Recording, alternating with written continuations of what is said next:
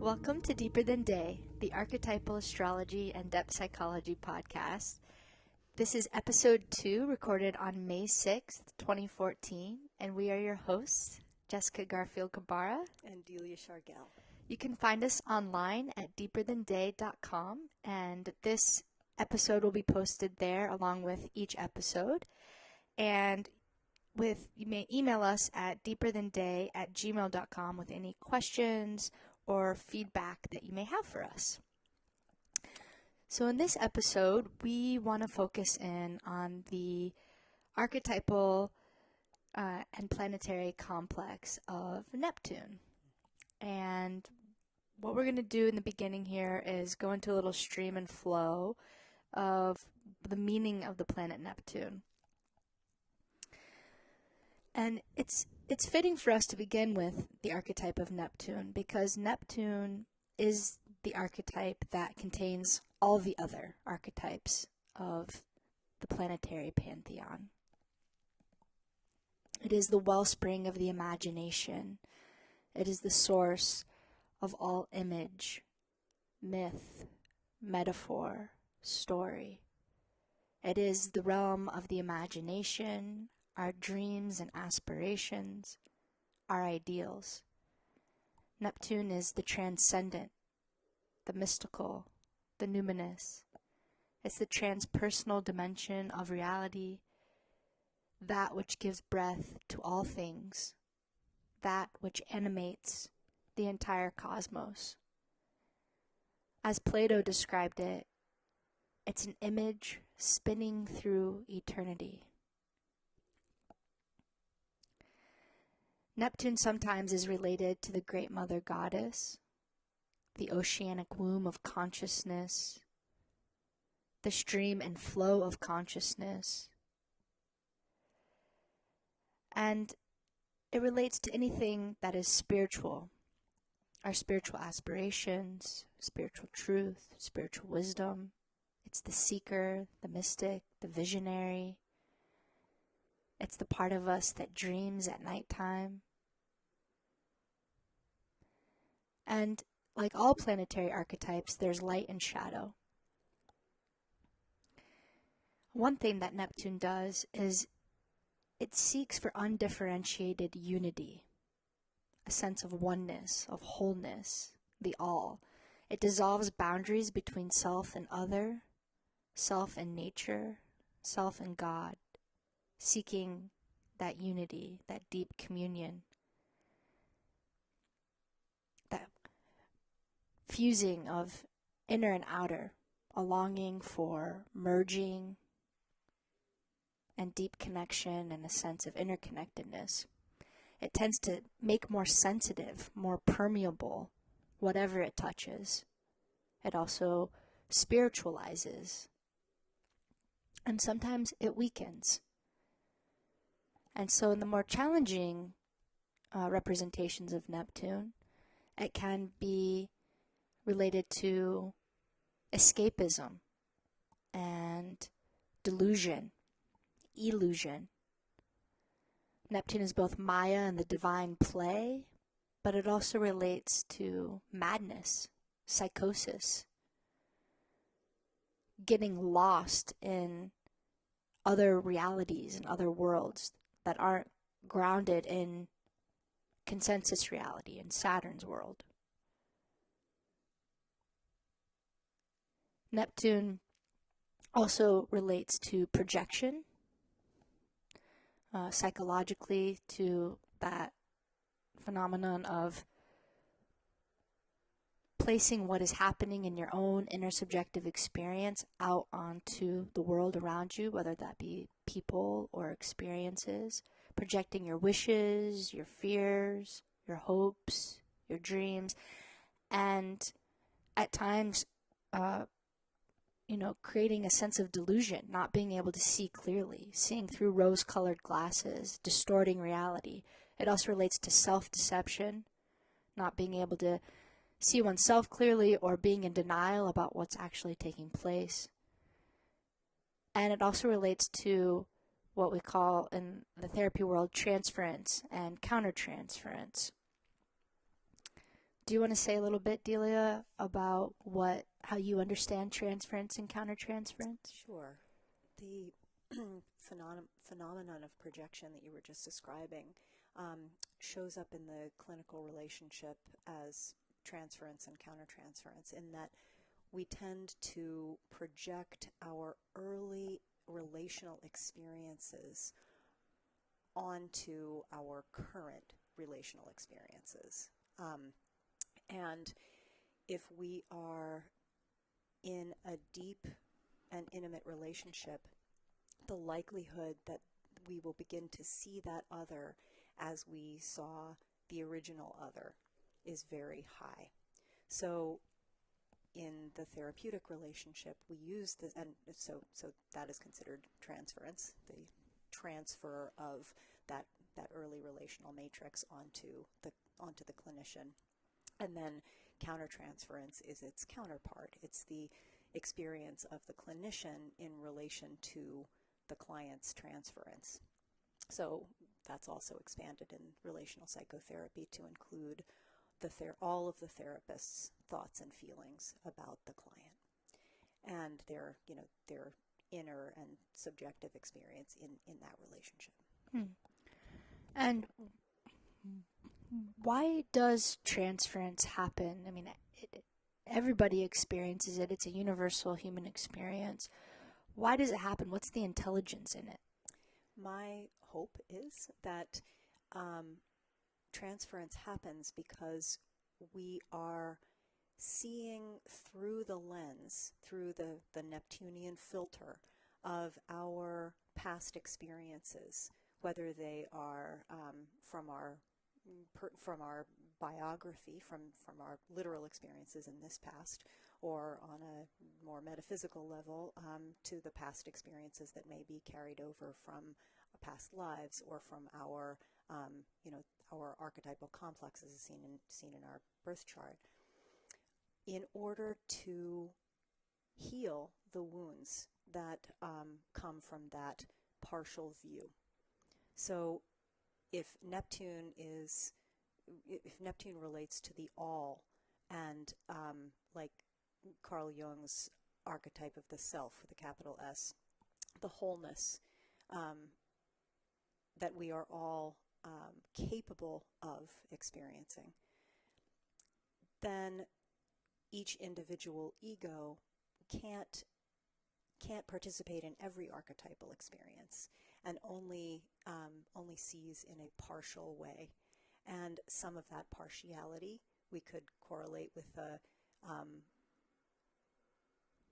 with the experience of being cut off from the divine, seeing ourselves as not all of that. As each of us as individuals can really only express certain things in certain ways. We have tendencies and preferences. That those also correspond to the wounds that we experience in our lifetimes, whether they are relational or subjective in whatever sort of way.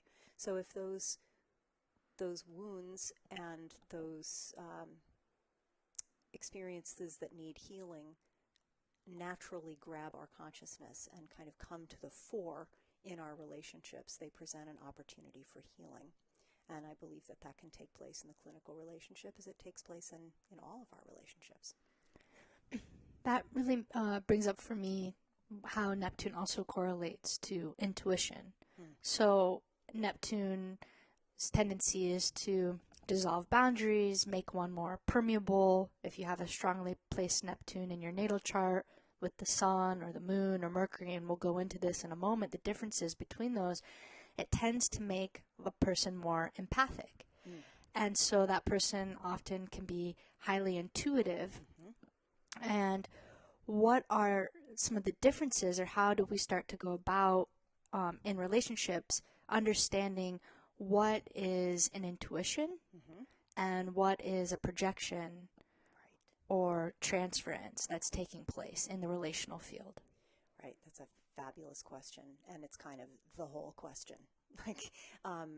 How we, especially people who are strongly affiliated with Neptune, may be highly intuitive and may also be completely caught in projections without recognizing that that is what's happening.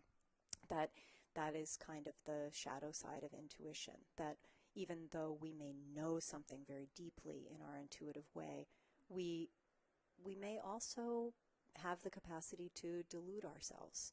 And because we are all subject to our humanness and fallibility, it can be really, really difficult to discern what is reality, I'm using air quotes here, versus what is fantasy or illusion or delusion.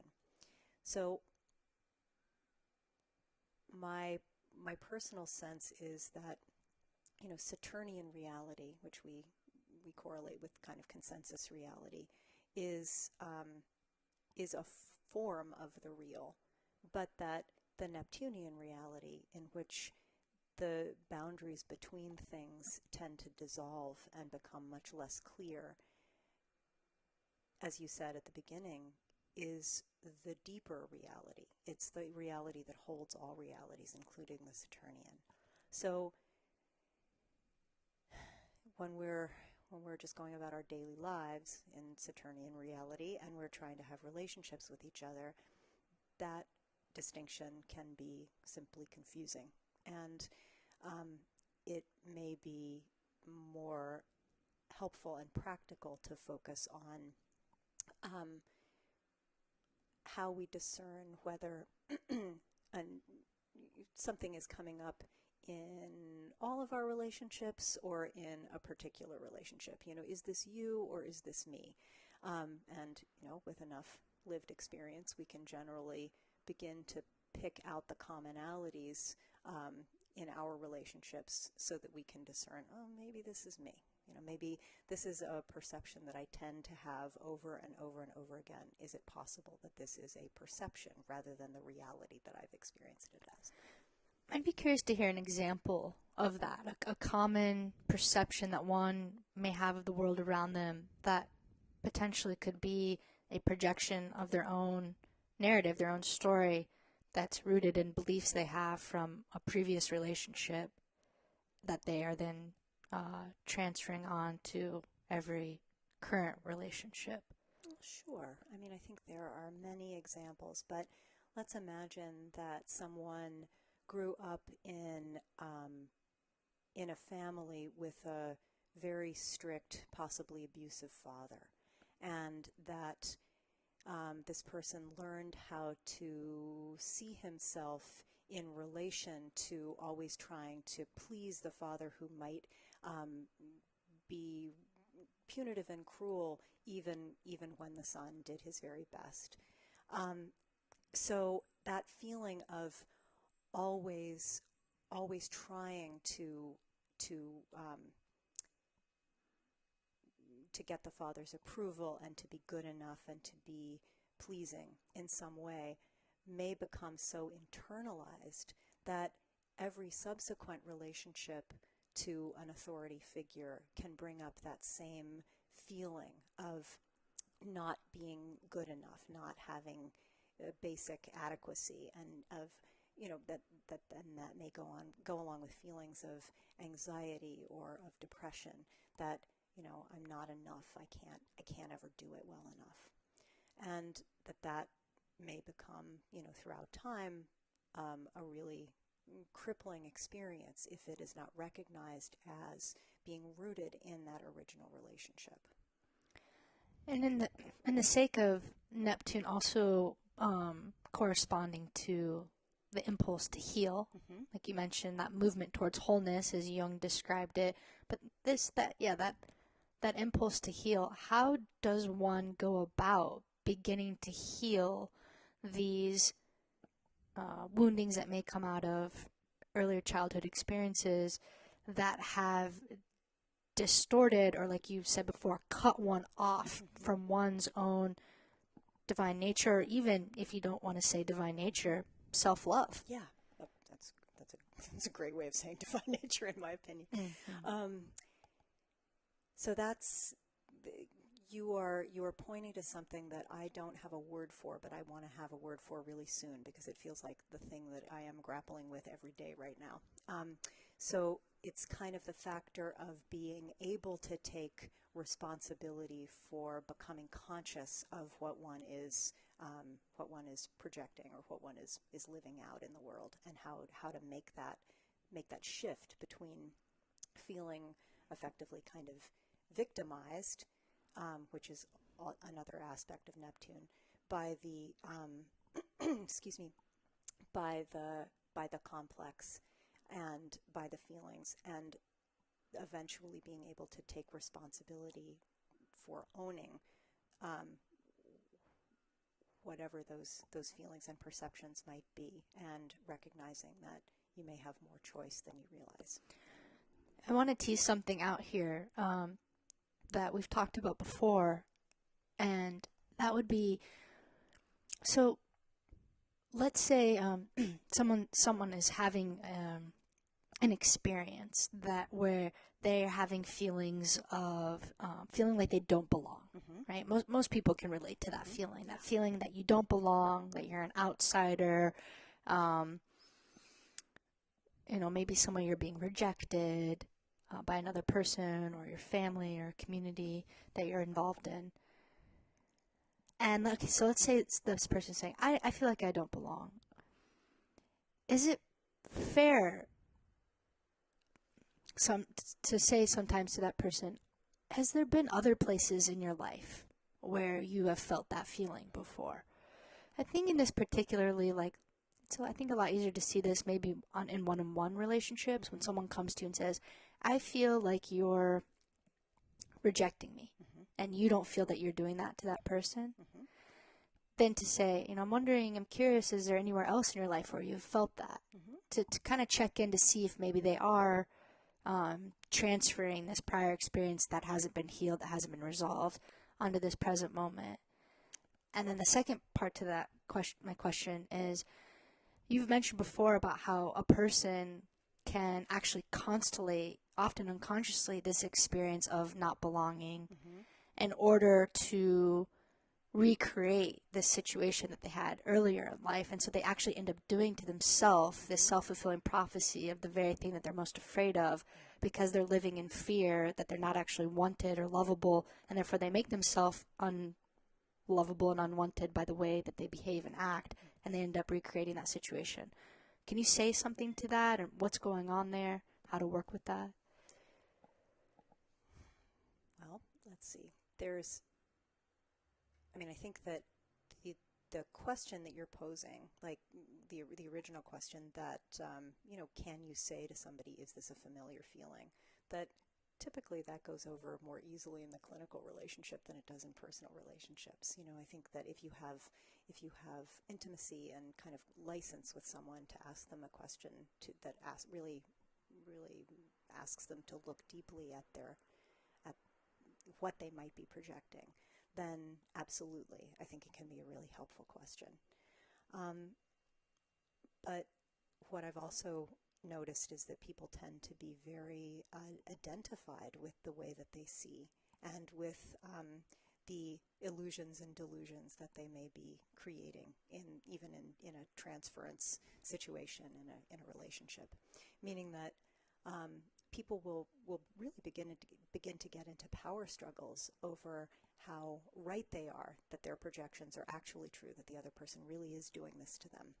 And that, I believe that that's probably because it's so inherently destabilizing and kind of crazy-making to have your reality called into question that way.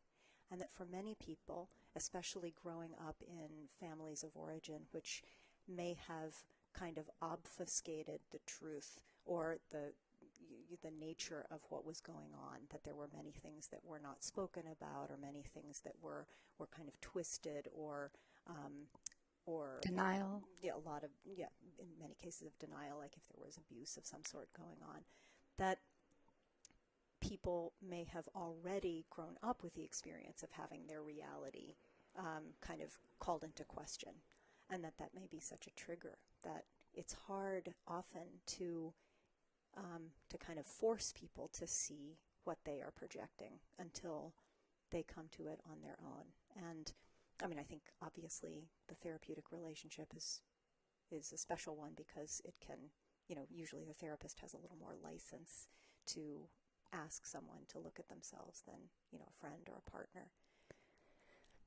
That just brings up so much for me because of, something else that's called projective identification. Mm-hmm. And this experience of a person projecting onto someone else that, let's say someone's, is projecting onto you that you are an angry person, and then all of a sudden you identify with that and you start acting like an angry person. Is that a way to understand it? Projective identification? Yeah, I mean, projective identification is one of my favorites, and because it's it's such a fascinating phenomenon, and it really, in the language of object relations psychology, it names what I also see as an energetic phenomenon that is really kind of, well, in our current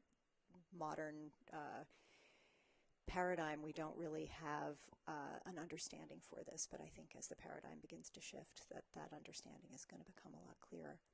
That projective identification is basically the mode by which infants communicate with their parents. That before a child has language, their distress cries are basically designed to induce a feeling in the parent that communicates the infant's state really viscerally.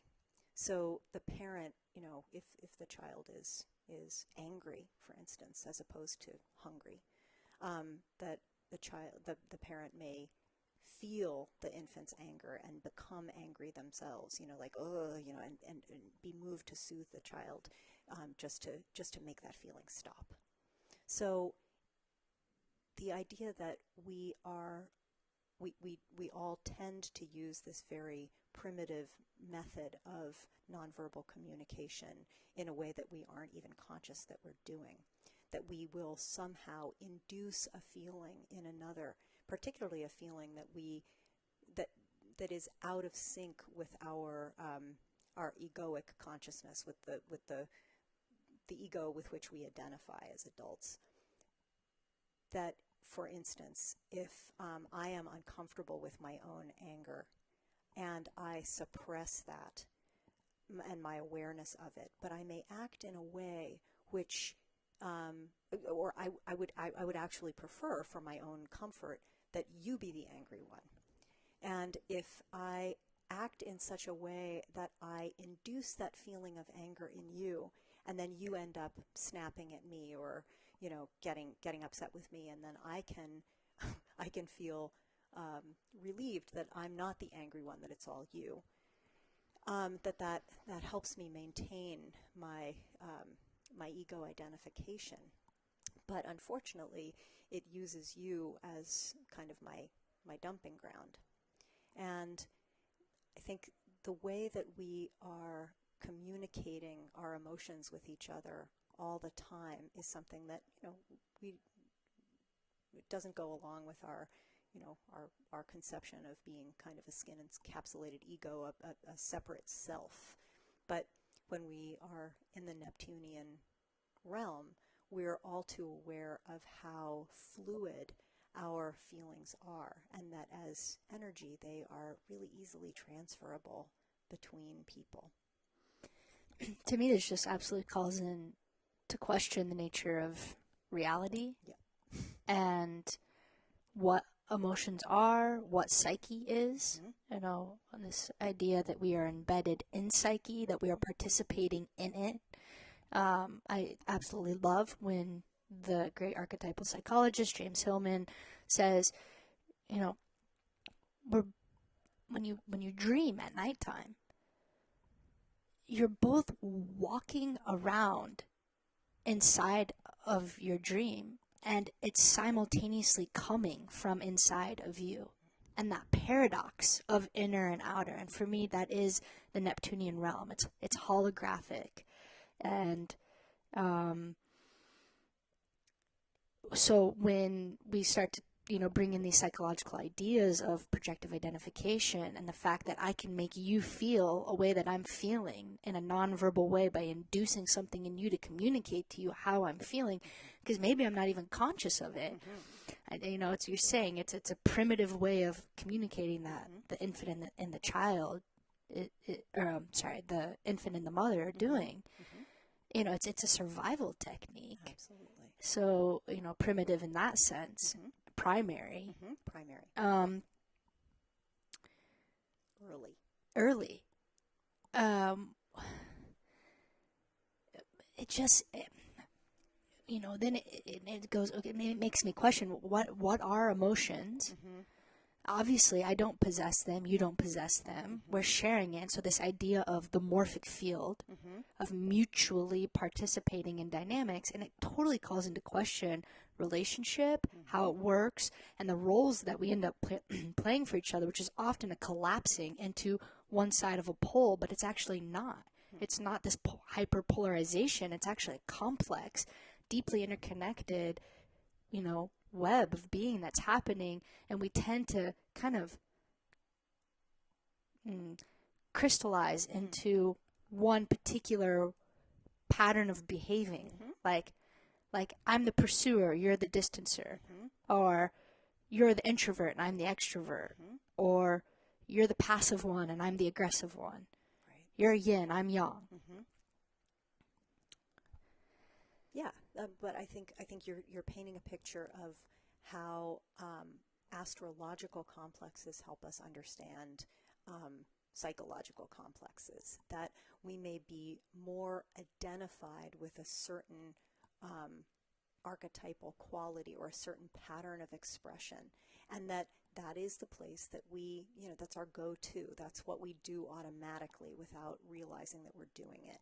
And that the more we do it, the more that pattern gets strengthened, and the more we identify with it, and the more we consider it who we are. So having an understanding that there are other ways of still honoring our own being, but in archetypal or astrological terms, still living out that same complex, but in another valency, having a different kind of expression, that gives us so much more freedom and fluidity that it's really remarkable.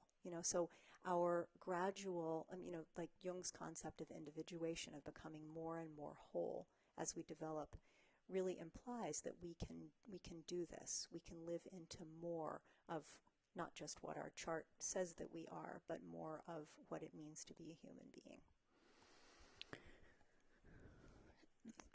If we lose that identification with those smaller senses of self. Right, with those stories that have been codified into structures of our psyche. There's these belief systems that become codified, and they then become actual structures in our psyche that we enact and participate in. Right. And we lose the sight. We get narrow vision and think that's the only way things can be. Absolutely. And it's really it's quite a process to become conscious that we are doing that at all. And it's like becoming conscious of the water that you're swimming in as a fish. It's that it takes a real shift to be able to recognize that sort of thing is happening. And then it's a matter, I think, usually of awareness, being able to recognize that we are participating in this pattern. And, what usually brings that to consciousness is some form of discomfort, that we're pretty comfortable identifying with the things that we like about ourselves. It's that we begin to suffer and struggle when we're identified with something that is causing us pain. That's an interesting correlation that, Neptune relates to our worldview.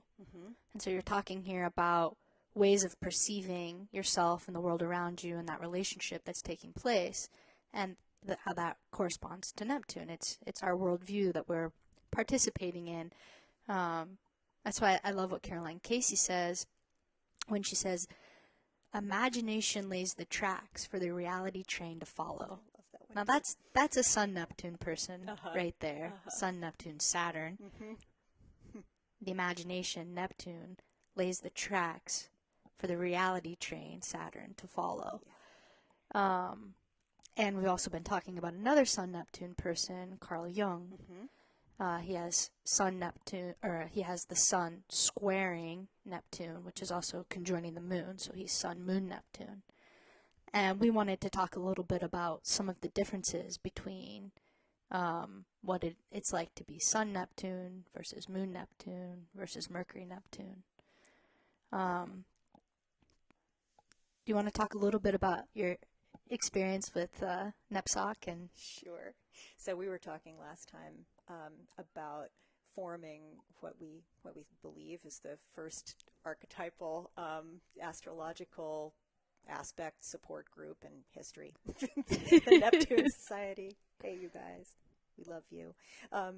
So having the opportunity to gather together with other people who shared the same archetypal complexes. So we all had either Sun Neptune, Moon Neptune, or Mercury Neptune, or some combination of those, and to explore, like, how do different people perceive things differently? How do we all see things in common? What are things that, we were teasing out in this group, how we were living out these archetypal complexes, and then beginning to differentiate between, like, what does it mean, like, to be Sun Neptune versus Moon Neptune, or to be Mercury Neptune.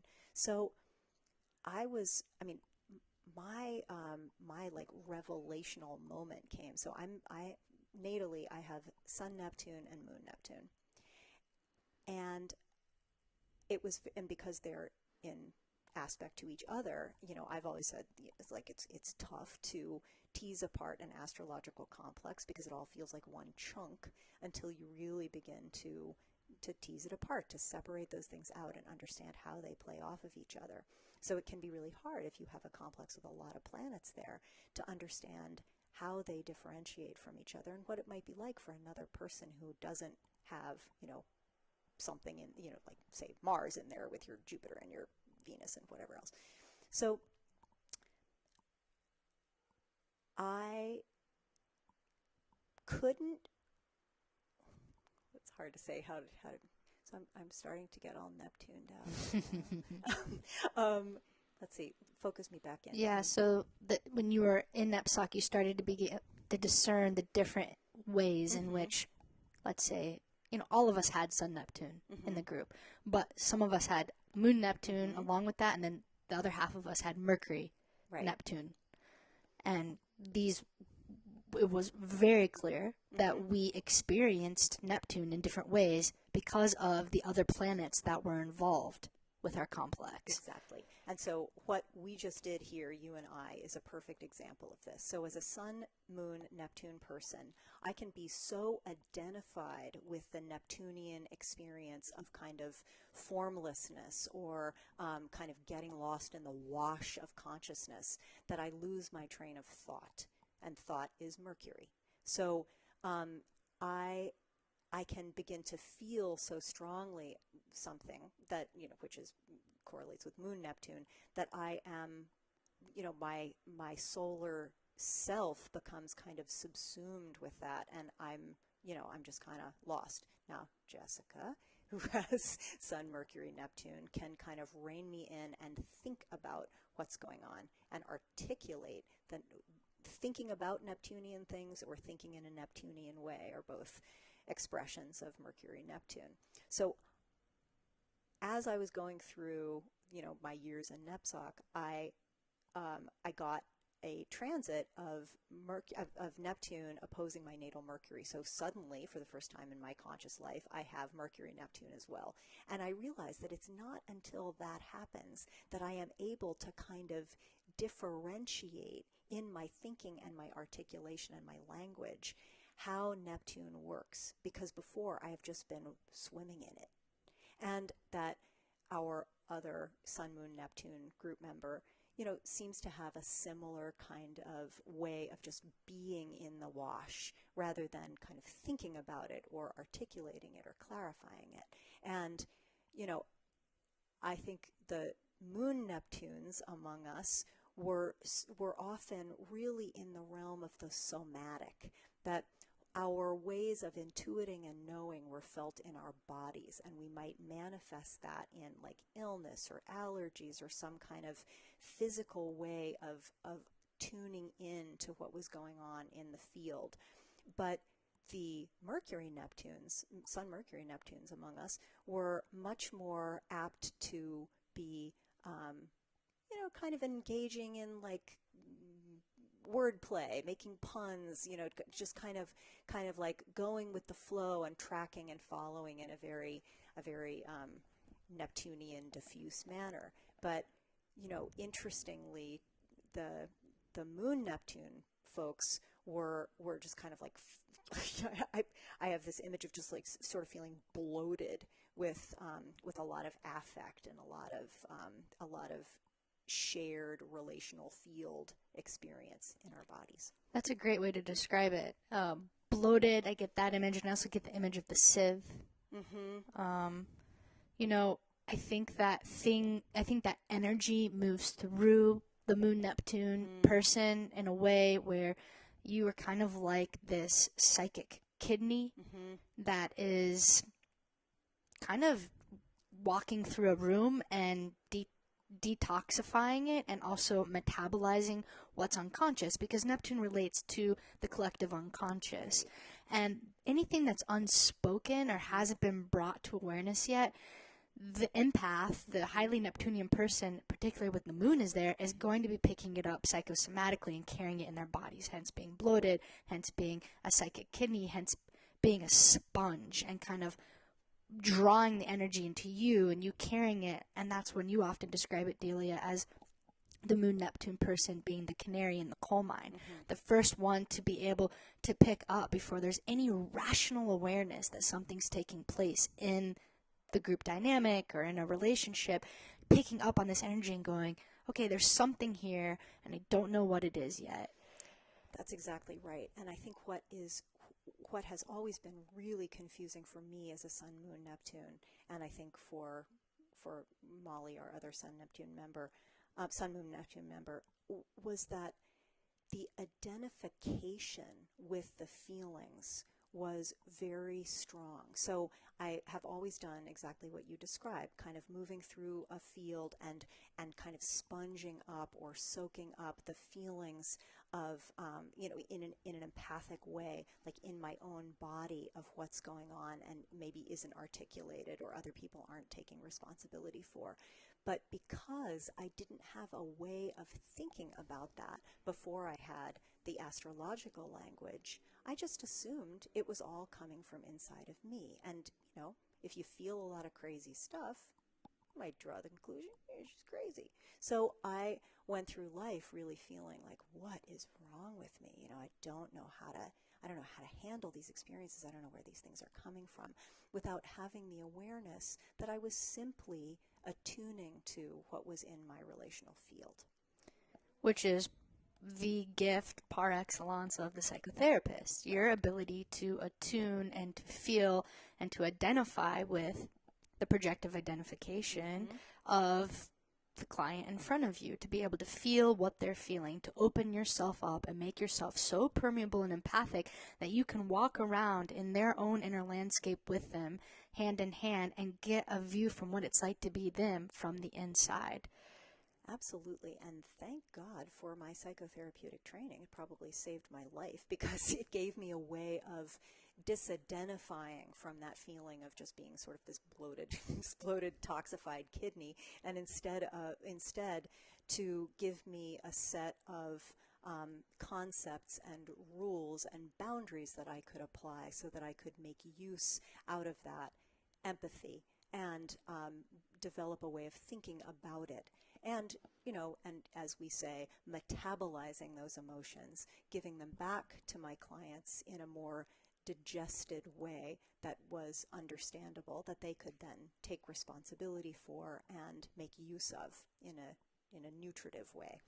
Yeah, the antidote to Neptune and the self-care for highly Neptunian people, cultivating boundaries, cultivating self-awareness so you can know what your own limits are, what your own boundaries are, and also being able to begin to differentiate what's yours and what's the other person. So you're not swirling around in this craziness of not being able to ever tell what's going on, which is very common for Neptunian people, is a sense of disorientation, being very confused, feeling washed up, lost at sea, and, then feelings of despair and isolation come from that because there's no way for you to begin to ground in a reality outside of yourself. And so you, like you were saying before, you think it's all you, and you kind of continue to hold it inside of yourself because you don't know where else to place it. But it sounds like psychotherapy has been one really vital way for you to begin to figure out how to take care of yourself and recognize that that's actually a gift that you have, to be able to pick up on what other people are feeling and experiencing, and be able to learn at the same time how to take care of yourself at the same time. Absolutely. And I'm so grateful for that because, it's nice to feel useful Yeah, right. And to turn what comes naturally to me into a usable skill that also is helpful to other people is really a dream come true. It's a lot easier than just sort of, floating around in that confused state. Yeah, it's a beautiful example of, the archetype of the wounded healer of Chiron is being able to take something that is often a challenge. Often people, are empathic not just because they have a strongly placed Neptune in their chart, but because there was some pretty, serious relational wounding early on in childhood where the child wasn't given the proper tools and development necessary to create certain egoic structures and boundaries so that they weren't so incredibly porous all the time. Absolutely. And, the best example of this is Alice Miller's book, Drama of the Gifted Child, in which she talks about how therapists are made, not born, and that usually it's because they were used as narcissistic objects by their parents who needed them as children to attune to the parent instead of the other way around. So, in an ideal parent-child dyad, the parent is responsible enough for themselves and mature enough to feel their own feelings and take care of themselves, and that they are available to attune to the child and to mirror the child's experience and help the child find themselves and begin to express themselves as they are. Now, in a narcissistic relationship, the parent didn't have their own needs met in that way. They were not adequately mirrored. So the parent now will seek that kind of mirroring from the child. And if a child grows up understanding that their value comes from being able to attune seamlessly to mommy or daddy, then they go through life, just as we were talking about before in this transference, projection sort of way, they go through life recreating that experience and being highly attuned to the world around them, often at the expense of understanding where they are themselves. Right. Not being able to be in touch with their own needs, their own desires, their own wants, their own dreams, their own intuitions, because they're constantly caretaking. They're constantly, like you're saying, being this mirror for everyone else, being so attuned to everyone else that they self-sacrifice. Right. And they're so good at tracking everything else that's going on around them, but they can't, for the life of them, track their own inner world, their own experience. And this is great, because none of us can track our own inner experience until we learn how to do that, and we learn how to do that in relationship. So if we aren't taught in our early relationships how to do that, we often, don't develop that capacity. And then we go on, and this is, we were talking about, narcissism as another theme of Neptune. The idea that narcissism comes, or, the idea that one can fall in love with one's own reflection, that one can become so self-absorbed and so in need of mirroring from the outside world that they that it becomes a pathology, that we then become dependent on finding ways of filling that need for validation and mirroring through our other relationships, or through narcissistic supplies or props that shore up our sense of ego and allow us to feel good about ourselves, but only because we get that from the outside, rather than that we are able to attune to our own feelings and needs and authenticity, which we have lost touch with simply because we never were trained to do that in our early relationships. So when our attempts for connection and belonging come out of this desperate place where we actually feel like we don't belong, or we feel unworthy of love and belonging, and we try to kind of frantically reach out and get some kind of validation from those around us, appreciate me by looking, seeing how I achieved, look at this amazing thing that I've made or that I've achieved, now give me praise so that now I can feel worthy, or tell me that I'm beautiful, tell me that you love me, and pulling for that, or with the caretaker, which is doing the exact same thing. The caretaker saying, I'm not worthy of belonging connection unless I'm taking care of you and you are okay. If you're not okay, then I'm not okay. Another word for codependency. So, the therapist or the pleaser or the caretaker has to constantly be asking themselves, why am I helping this person? Where is it actually coming from inside of me? Am I mirroring them and being attuned to them because that's what I want to do, because I love them, or because I'm getting paid to do it and that's my job? Or am I doing it because I need to feel worthy of being here, and I need you to validate that I'm worthy of being here by you telling me, thank you for helping me. I really appreciate it when you help me solve my life problems right now. That need to be needed that the codependent person experiences. Certainly makes sense that that children who developed a sense of self in a relationship where their value came from being attuned to the other, to the parent, would feel that their sole reason for existing is to be helpful, or to be a good listener, or to be to be empathically attuned. And there's a healthy number of us out there, I'd say.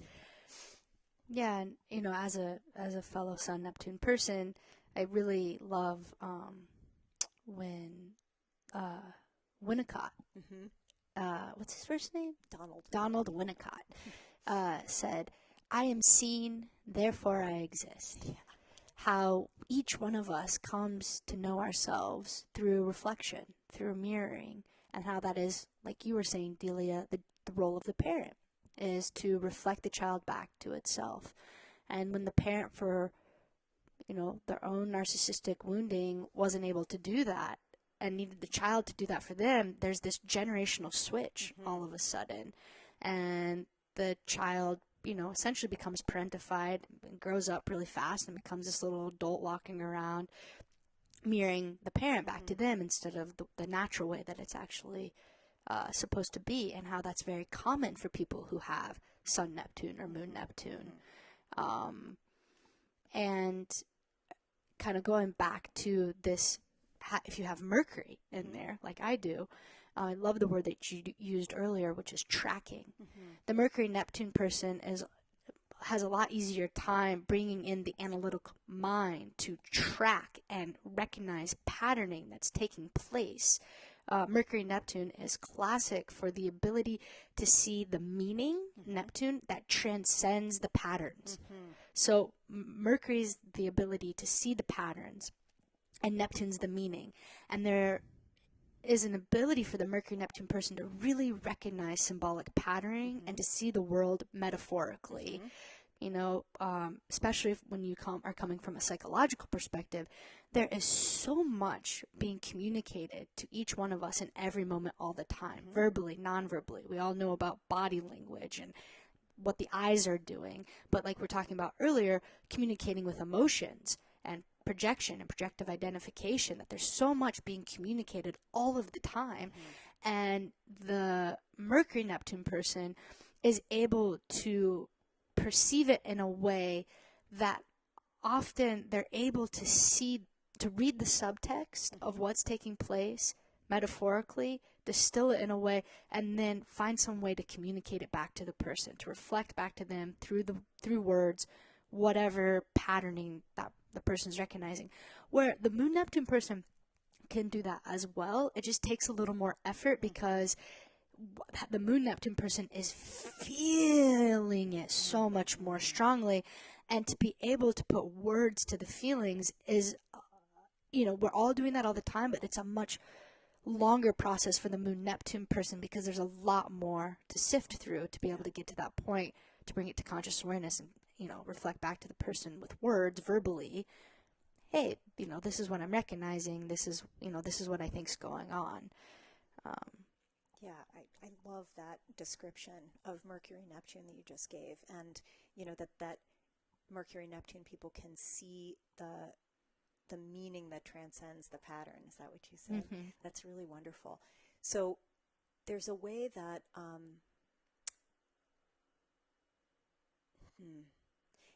I like the distinction that you're making between being able to think about it and being down in it and feeling it with the Moon Neptune.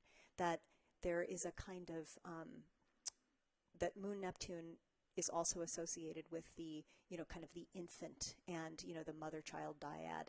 That there's a sort of the way that infants feel with their entire bodies. That there is no reflective thought happening. There is just there is a complete body takeover by any emotion that that moves through an infant. You can just watch them just rolling with these passing waves of emotion or experience. And that I think for the adult Moon Neptune person, that feeling kind of awash in all of those feelings that may be theirs or maybe somebody else's or maybe evoked by a piece of music or a film or whatnot, is really something that has to be has to be tolerated, has to be and in psychotherapy, of course, the point of symbolization, of being able to make a thought out of, or an articulation out of something that is an experience, is what we strive to do. We are trying to turn our experiences into language that can be thought about so that it gets it out of the body, basically. Well, I loved it earlier when you said that the role of the therapist is to metabolize the affect that's happening with and in the client and hand it back to the client in a more digested form. So essentially their ego can take it in and assimilate what it is that you're saying, especially if it's ego dystonic. And it's something that person doesn't readily consciously identify with in themselves.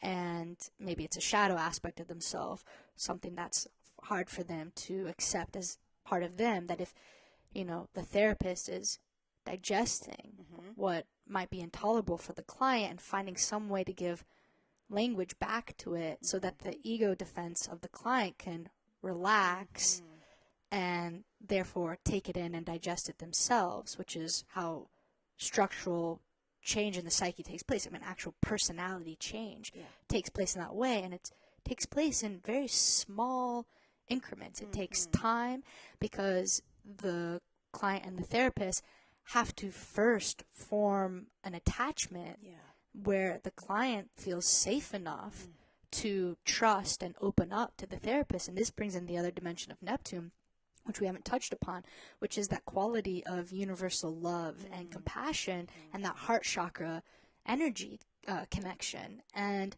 you know, that through the mirroring that the therapist is doing with the client, that allows the client to begin to feel deeply seen and therefore connected and validated by somebody other than themselves, that their subjective experience is worthwhile and just as real as anything else.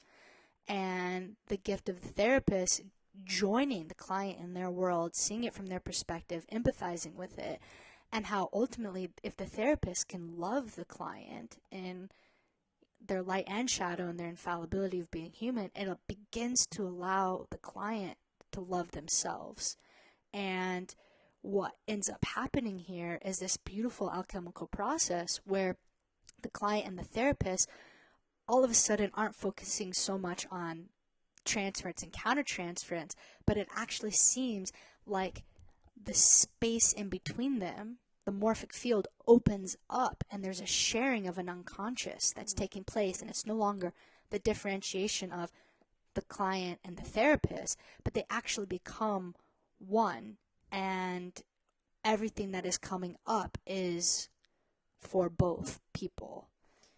And this is why, depth psychology and depth psychotherapy are, such powerful tools, and why I think those with a Neptunian bent are drawn there, because that experience, that alchemical process by which both substances are transformed is such an undeniable experience, but and so profound that therapist and client are both participating in something that is bigger than both of them, and that they can both experience. It's we could get into a lot of really, really detail-oriented stuff about different relational therapies, which probably we don't really have time to do today. But I think that sense that that there is, magic and synchronicity and things that are beyond the paradigm that we're currently living in, that absolutely occur between therapist and client. And in my practice, I tend not to self-disclose very much. I don't talk about my experience or my personal life to my clients, but I do often find myself participating in those incredibly profound synchronicities. So it's really, that is the realm of Neptune. It makes me think about what it was written above Carl Jung's. Right, it was the door of his house and on the, what's the name of the house on the lake? I can't remember. Yeah, I always forget. Bolin, no. Is it Bolton? I don't know. We'll look that up. That's okay. Yeah. Right. It's I think it's vocatus o non vocatus deus aderet, which means called or not called, the God will come, or the gods will be here. I just love that so much, because I think it relates so much to what we've been talking about, and as Jung, being a Sun, Moon, Neptune person himself, being able to realize this, which is, called or not called, the gods are going to show up. These archetypes are going to come through.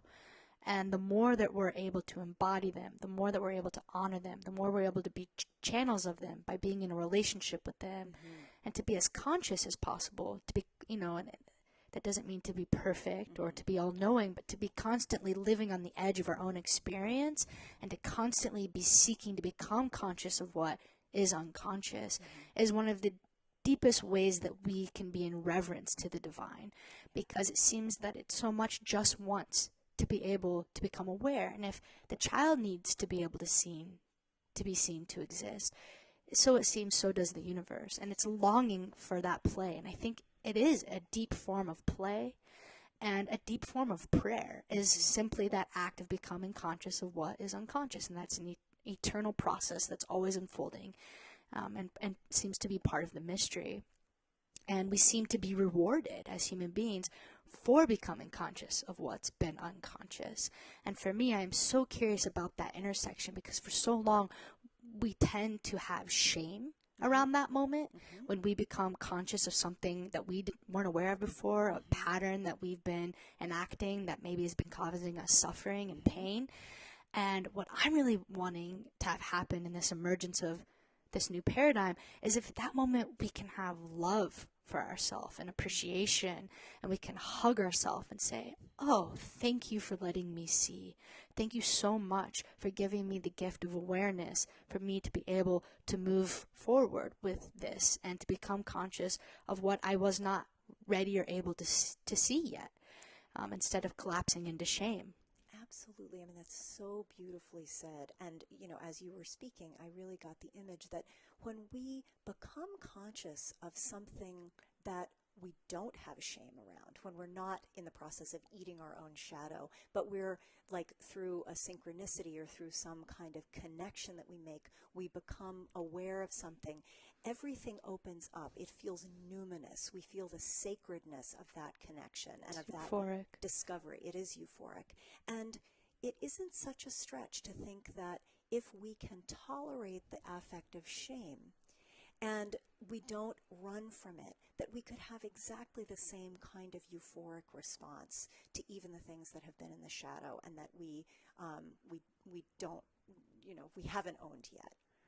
I love that so much, Delia. Oh, well, it really feels powerful to me because I think this is what, we've been having dialogue about this for so long now, and I really believe that it is possible, that there is something about, we've all had the experience of having to own something that's in our shadow and the nauseating recognition of like, oh my God, that's me, is so hard to tolerate. But that shame that, I'm sure we will unpack in many future episodes, that makes us want to reject that experience is simply another feeling.